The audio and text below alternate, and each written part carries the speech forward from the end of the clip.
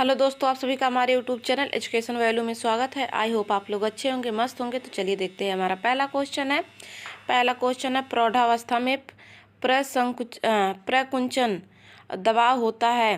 प्रौढ़ावस्था में प्रकुंचन दबाव होता है किससे कितने वर्ष तक होता है? 50 से 60, 70 से 80, 80 से 90 और 110 से 125। तो सॉरी, वर्ष नहीं, कितने, तो कितना दाब होता है? तो ये होता है 110 से 125। कितना दाब होता है?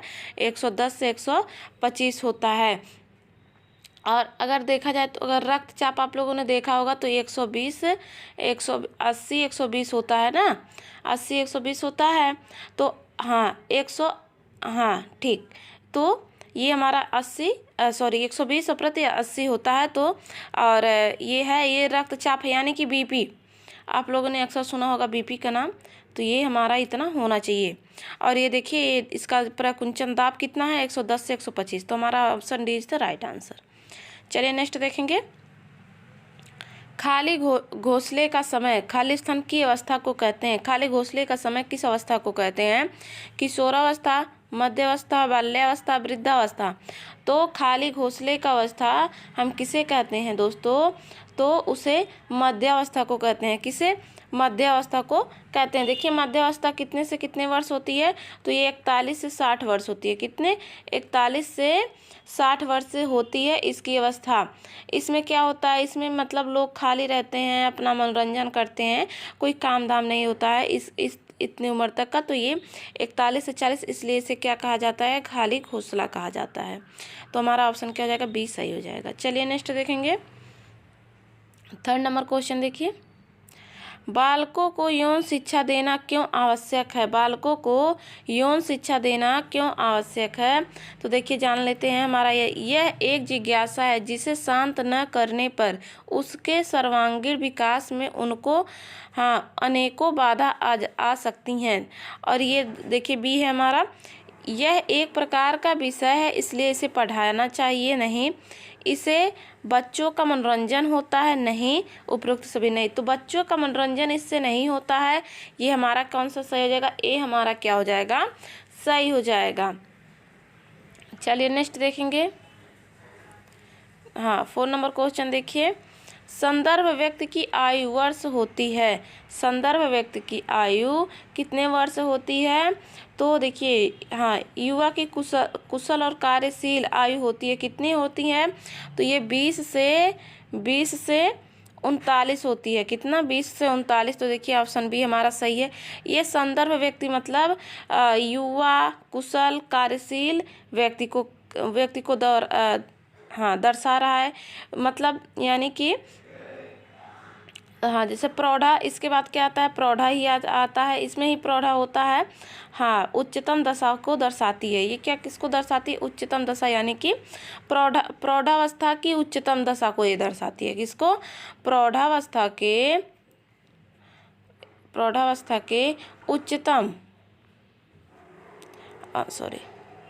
उच्चतम दशा को क्या करती है? दर्शाती है। चलिए नेक्स्ट देखेंगे। इसका हमारा सेकंड ऑप्शन सही है। 5 नंबर क्वेश्चन देखिए। देर वयस्कता के दौरान घटते सामाजिक संपर्क के दो मुख्य दृष्टिकोण हैं। दो मुख्य दृष्टिकोण है। देखिए कौन कौन से हैं ये हमें बताना है। तो ये देखिए क्या दिया है? डिसएंगेजमेंट सिद्धांत, टेलीओलॉजी सिद्धांत, एक्टिविटी सिद्धांत, और क्या है? और है सोशियोबायोलॉजिकल सिद्धांत। तो दो इसमें से कौन से दो सामाजिक संपर्क के दृष्टि से हैं, मुख्य हैं देर वयस्कता के दौरान? तो कौन से हैं? एक है डिसएंगेजमेंट सिद्धांत है, और एक है एक्टिविटी सिद्धांत। यानी कि ऑप्शन ए और सी हमारा सही है। तो ऑप्शन बी इसमें देख लीजिए कूट में सही है। Option B is the right answer. चलिए नेक्स्ट देखेंगे। 6 नंबर क्वेश्चन देखिए। वयस्कों में दृष्टिकोण संबंधी परिवर्तनों हेतु सर्वाधिक उपयुक्त विधि है। सामूहिक सभा है, गृह भेंट है, भूमिका अभिनय है, विधि प्रदर्शन है। ये देखिए आप लोग ये मत समझिएगा कि ये हाँ ये क्या है, एक्सटेंशन का सब्जेक्ट है, ये एक्सटेंशन का क्वेश्चन है। नहीं नहीं, ये एक्सटेंशन का क्वेश्चन नहीं है। ये क्या है, ये हाँ चाइल्ड डेवलपमेंट का ही है। तो देखिए, वयस्क में दृष्टिकोण संबंधी परिवर्तनों हेतु सर्वाधिक उपयुक्त विधि है, क्या है, तो भूमिका अभिनय है। क्या है, भूमिका अभिनय है। तो ये ऑप्शन हमारा क्या हो जाएगा, सी सही हो जाएगा।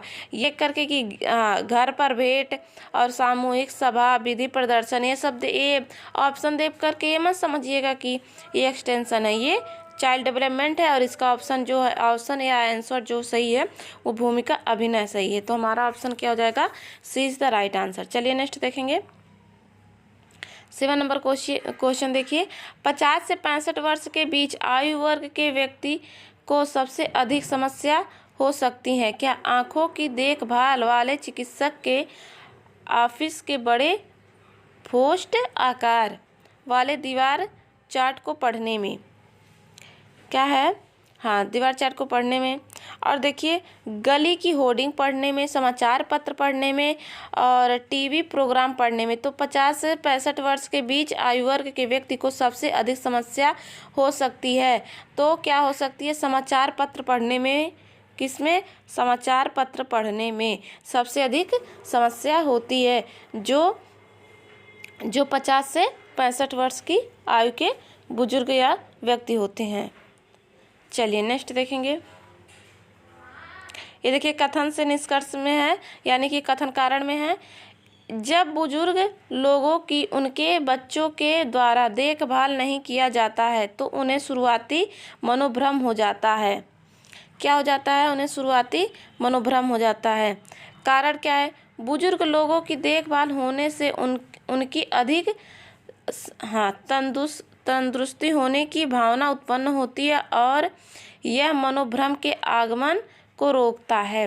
तो ये दोनों ही गलत है, ऐसा नहीं होता है, ये दोनों ही गलत है। देखिए हाँ, तो ये हम ऑप्शन हमारा क्या हो जाएगा, बी सही हो जाएगा। Option B is the right answer. चलिए अगला वाला क्वेश्चन देखेंगे, 9 नंबर क्वेश्चन देखिए, जैविक प्रौढ़ता से संबंधित विकास अथवा रोग नहीं है।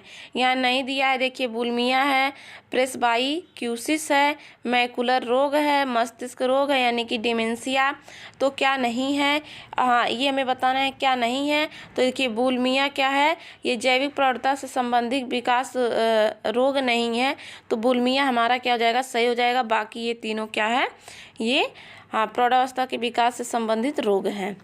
चलिए नेक्स्ट देखेंगे, नेक्स्ट देखिए, बुजुर्ग के लक्ष्यों में क्या सम्मिलित है, पारिवारिक संबंध, अच्छा स्वास्थ्य, शिक्षा, व्यावसायिक पेशा। तो पूछ रहा है क्या, बुजुर्गों के लक्ष्यों में क्या सम्मिलित हैं। तो क्या सम्मिलित हैं, पारिवारिक संबंध और अच्छा स्वास्थ्य का होना, ये दो चीज़ क्या है, सम्मिलित है। तो हमारा पहला और दूसरा क्या हो जाएगा, सही हो जाएगा, यानी कि ऑप्शन डी देख लीजिए इज द राइट आंसर। चलिए नेक्स्ट देखिए, 11 नंबर क्वेश्चन है, जो संस्थाएं वृद्ध लोगों की संरक्षकता व देखभाल करती है वे हैं निराश्रितालय, अनाथालय, वृद्धाश्रम, अस्पताल। तो वो स्थान को क्या कहते हैं, तो उसे वृद्धाश्रम कहते हैं। क्या, वृद्धा आश्रम कहते हैं। ये वृद्धाश्रम की व्यवस्था सरकार द्वारा या सामाजिक संस्थाओं द्वारा बनाई जाती हैं, जिसमें क्या होते हैं, माँ बाप रहते हैं, उनकी देखभाल क्या होता है, वृद्धाश्रम में होती है। अब वृद्धा आश्रम में घर जैसा माहौल रहता है, उसमें मतलब सारी सुविधाएं आपको मिलेंगी और उसमें बहुत लोगों के माँ बाप रहते हैं। ऐसा नहीं करना चाहिए, अपने माँ बाप को अपने पास रखना चाहिए। वैसे किसी की मानसिकता हम नहीं बदल सकते, लेकिन चलिए ठीक है, हम तो क्वेश्चन करवा रहे हैं, तो हमारा ऑप्शन सी सही हो जाएगा। चलिए नेक्स्ट देखेंगे, 12 नंबर क्वेश्चन है, प्रौढ़ शिक्षा लोगों के लिए लाभकारी है क्योंकि इससे वे अपने बच्चों की शिक्षा में रुचि लेंगे, वे अपने को अधिक समृद्ध बना सकेंगे, प्रत्येक व्यक्ति अखबार पढ़ सकेगा, वे परिवार नियोजन के लाभ समझेंगे। तो कौन सा सही हो जाएगा, प्रौढ़ शिक्षा लोगों के लिए लाभकारी है क्योंकि इसमें क्या होगा, वे अपने को अधिक समृद्ध बना सकेंगे, यानी कि ऑप्शन हमारा क्या हो जाएगा, B is the right answer. चलिए नेक्स्ट देखेंगे। नेक्स्ट है बाल विकास का क्षेत्र नहीं है, शैशवावस्था, बाल्यावस्था, किशोरावस्था, वृद्धावस्था। क्या है, बाल विकास का क्षेत्र नहीं है, तो ये वृद्धावस्था क्या है, ये बाल विकास का क्षेत्र क्या है, नहीं है। ऑप्शन हमारा क्या हो जाएगा, D is the right answer. चलिए नेक्स्ट देखेंगे। विकास के सिद्धांत के अनुसार मस्तिष्क की परिपक्वता खाली स्थान उम्र के मध्य होती है, 6 से 8 वर्ष की, 2 से 4 वर्ष की, 10 से 12 वर्ष की, 14 से 18 वर्ष की। किस उम्र में मस्तिष्क की परिपक्वता होती है, तो 6 से 8 वर्ष की उम्र में क्या होती है, मस्तिष्क की क्या होती है, परिपक्वता होती है। देखिए इसके विकास भिन्न है, करीब 7-8 प्रकार के अगर हम देखेंगे तो ये देखिए मैं बोल दे रही हूँ, आप लोग सुन लीजिए। भिन्नता का सिद्धांत, विकास की दिशा का सिद्धांत, व्यक्तिगत भिन्नताओं का सिद्धांत, वर्तुलाकार विकास का सिद्धांत, विकास दर में अंतर का सिद्धांत, परस्पर विकास का सिद्धांत, समान प्रतिमान का सिद्धांत और सामान्य से विशिष्ट की क्रियाओं का सिद्धांत। तो ये सब क्या है, विकास के प्रकार हैं। चलिए हम नेक्स्ट देखेंगे। हाँ, आरंभिक बाल्यकाल आयु के नाम से भी जाना जाता है। आरंभिक क्या है, बाल्यकाल डैश आयु के नाम से जाना जाता है। जन्म से पूर्व, गैंग पूर्व, यौवन और ये क्या, परिपक्वता पूर्व। तो कौन सा सही हो जाएगा, तो गैंग पूर्व। क्या, गैंग पूर्व सही हो जाएगा, यानी कि ऑप्शन क्या आ जाएगा, B is the right answer. Next देखिए, बच्चों में सन्निकट दूरस्थ विकास का क्रम क्या है। बच्चों में सन्निकट दूरस्थ विकास का क्रम क्या है, तो देखिए क्या है, सिर से पैर, सिर से हृदय, केंद्र से परिधि, छाती से पैर। तो यहाँ पूछ रहा है सन्निकट दूरस्थ विकास का क्या अर्थ है, तो वो है केंद्र से परिधि। क्या है, केंद्र से परिधि। इसके बारे में मैंने पहले या सेकंड चाइल्ड डेवलपमेंट के वीडियो में मैंने ये बहुत ही डिटेल क्वेश्चन करवाया है, तो आप लोग उस वीडियो को ज़रूर देखिएगा, और वहाँ पर मैंने बहुत ही डिटेल क्वेश्चन को करवाया है। तो चलिए देखते हैं, नेक्स्ट देखेंगे। नेक्स्ट देखिए, बच्चों का विकास निम्न का परिणाम है, सिर्फ सीखने का, सिर्फ परिपक्वता का, सिर्फ व्यक्तिगत भिन्नताओं का, सीखना और परिपक्वता का। तो कौन सा सही हो जाएगा, तो हमारा ऑप्शन डी सही होगा, सीखना और परिपक्वता का। ये बच्चों का विकास की निम्न परिणाम है, यानी कि option D is the right answer. Next देखिए। हाँ, नेक्स्ट है, निम्नलिखित में से कौन सा मानव विकास को पढ़ने का तरीका नहीं है। मानव विकास का पढ़ने का क्या तरीका नहीं है, प्रयोगात्मक विधि, उपचारात्मक विधि, व्यक्ति इतिहास विधि, पुस्तक विधि। तो कौन सा हमारा सही हो जाएगा, पढ़ने का तरीका क्या नहीं है, तो पुस्तक विधि क्या है, ये गलत है, ये पढ़ने का तरीका नहीं है, गलत का भाई गलत। तो ये हमारा क्या हो जाएगा, D is the right answer. चलिए नेक्स्ट देखेंगे। नेक्स्ट है, निकट दूर विकास क्रम में विकास किस अंग में आरंभ होता है। सुषुम्ना नाड़ी, सिर, वक्ष, पैर। तो निकट दूर विकास क्रम में विकास किस अंग में प्रारंभ होता है, तो किस अंग से प्रारंभ होता है, तो ये सुषुम्ना नाड़ी से प्रारंभ होता है। किससे, सुषुम्ना नाड़ी से प्रारंभ होता है। ये ऑप्शन क्या हो जाएगा, हमारा ए हो जाएगा। अगर आप लोग कमेंट करके ज़रूर बताइएगा, ये आप लोग डिटेल पढ़ना चाहते हैं या ऐसे क्वेश्चन सॉल्व करना चाहते हैं। अगर डिटेल पढ़ना चाहते हैं तो आप लोग कमेंट करके ज़रूर बताइएगा। इसका ए हमारा क्या हो जाएगा, सही हो जाएगा। चलिए अगला देखेंगे। 20 नंबर क्वेश्चन है, स्वस्थ तन का स्वस्थ मन से गहरा रिश्ता नाता है। उक्त कथन शारीरिक विकास के किस नियम को उल्लेखित करता है। व्यक्तिगतता नियम, सहसंबंध का नियम, लयात्मक विकास का नियम, निश्चित विकास वक्र का नियम। तो ये किसे दर्शाता है, तो ये दर्शाता है सहसंबंध का नियम, यानी कि ऑप्शन क्या हो जाएगा, B is the right answer. Option B हमारा क्या हो जाएगा, सही जगह। देखिए विकास की सभी दशाएं क्या होती है, शारीरिक, मानसिक, सामाजिक, संवेगात्मक आदि, ये सब एक दूसरे से क्या होती है, परस्पर संबंधित होती हैं। क्या है, देखिए शारीरिक, मानसिक, सामाजिक, संवेगात्मक, ये भी मैंने बहुत ही डिटेल में आप लोगों को पढ़ाया है। विकास की जो मैंने व्याख्या की है वो पहले या दूसरा वीडियो आप लोग अगर देखेंगे चाइल्ड डेवलपमेंट का जो मैं अभी करवा रही हूँ उसका देखेंगे तो उसमें मैंने बहुत ही डिटेल में बताया है, तो वीडियो आप लोग ज़रूर एक बार देखें। चलिए नेक्स्ट देखते हैं। 21 नंबर क्वेश्चन है, अभिवृद्धि मापन की स्केलोग्राम विधि का प्रतिपादन किया? किसने? गटमैन ने, थॉर्नडाइक ने, लिकर्ट ने, थर्स्टन ने। तो किसने किया था दोस्तों? तो किसने किया था? तो लिकर्ट ने किया था। किसने? लिकर्ट ने किया था, नहीं सॉरी, हाँ थॉर्नडाइक ने किया था। एक मिनट लगता है, हाँ तो हाँ इसका किसने किया था? तो गैटमैन ने किया था। किसने? गैटमैन ने किया था, सॉरी थोड़ा कन्फ्यूजन, हाँ गैटमैन ने किया था। ऑप्शन क्या हो जाएगा हमारा? ए, हाँ ऑप्शन ए हमारा क्या हो जाएगा? सही होगा। अभिवृद्धि मापन की स्केलोग्राम विधि का प्रतिपादन गेटमैन ने किया था। ऑप्शन हमारा ए इज द राइट आंसर। मुझे लगा टाइपिंग में ही कुछ गलती है, नहीं। हाँ तो 22 नंबर देखिए, संबंधवाद का सिद्धांत किसने प्रतिपादित किया? तो थर्स्टन ने, स्किनर ने, थॉर्नडाइक ने, हाँ पॉलो ने। तो किसने किया? तो इसमें थॉर्नडाइक ने, इसने थॉर्नडाइक ने किया संबंध प्रतिपादन। तो ऑप्शन हमारा क्या हो जाएगा? Option C is the right answer. चलिए नेक्स्ट देखेंगे 23 नंबर क्वेश्चन देखिए, कौन ऑफ एक्सपीरियंस की संरचना किसने दी? कौन ऑफ एक्सपीरियंस की संरचना किसने दी? तो देखिए मिल्टन, जॉनसन, एडगर डेल। तो किसने दी थी? तो एडगर डेल ने दी थी। किसने?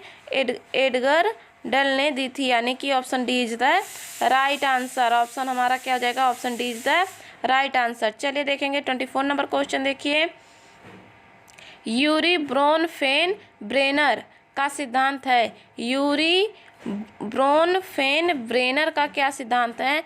मानववादी परिप्रेक्ष्य, सोशियोबायोलॉजी, पारिस्थितिकीय प्रणाली सिद्धांत, सामाजिक संस्कृति सिद्धांत।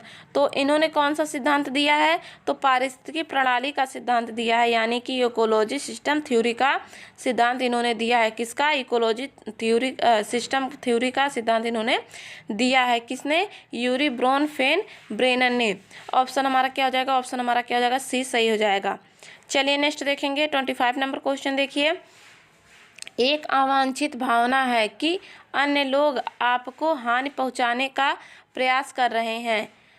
हाँ क्या है? दुर्भीत यानी कि फोबिया, आघात यानी कि ड्रामा, आघात इंग्लिश को कहते हैं ट्रामा, और संविभ्रम यानी पैरेनोइया, उन्माद यानी कि मोनिया। तो इसमें क्या है? अवांछित भ्रम होता है कि कोई हमें हानि पहुंचाने की कोशिश कर रहा है। तो ये कौन सी बीमारी है ये हमें बताना है। हाँ तो ये बताना है कि ये कौन सी बीमारी है। तो ये देखिए संविभ्रम यानी कि पैरेनोइया है। क्या है? पैरेनोइया है, यानी कि ऑप्शन सी हमारा क्या हो जाएगा? सही हो जाएगा। चलिए देखेंगे 26 नंबर क्वेश्चन देखिए, वह सिद्धांत जो अनुकृति अथवा प्रेक्षण ज्ञात पर बल देता है कहलाता है क्या?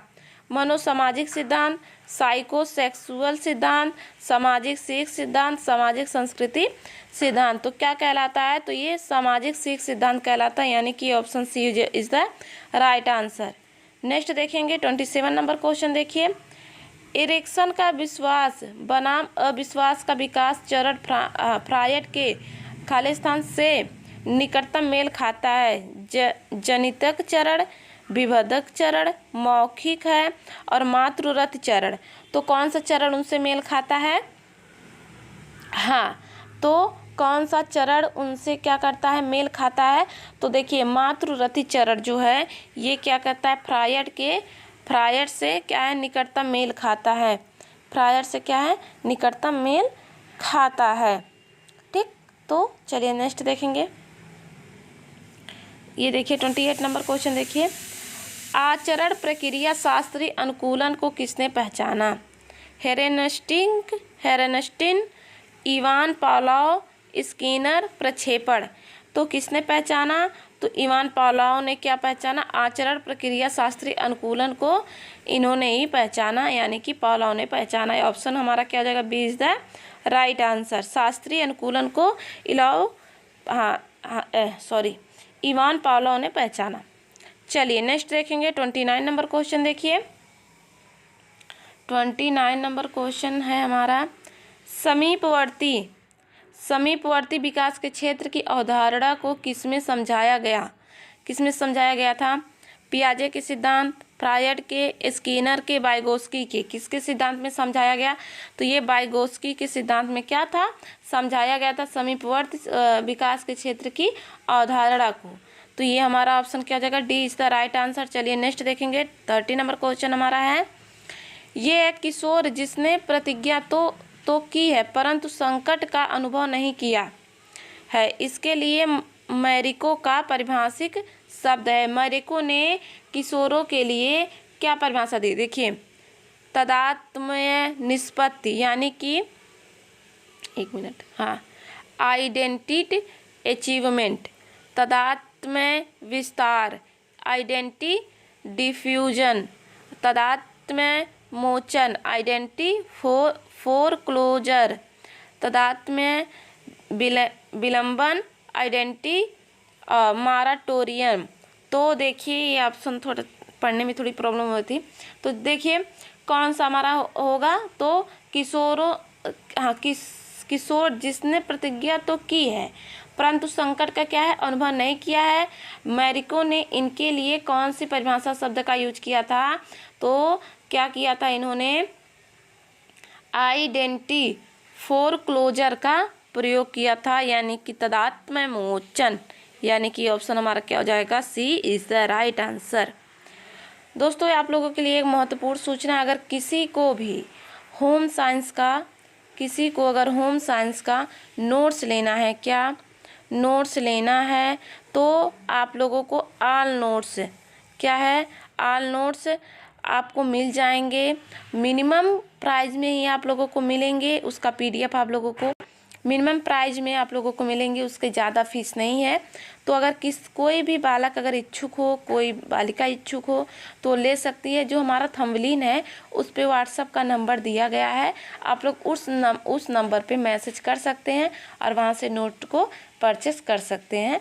अगर हमारा वीडियो आप सभी को पसंद आया हो तो हमारे चैनल को सब्सक्राइब करिए, वीडियो को लाइक करिए और ज़्यादा से ज़्यादा इसे शेयर करिए। मिलते हैं नेक्स्ट वीडियो में ऐसे ही क्वेश्चन के साथ। धन्यवाद। Thank you very much.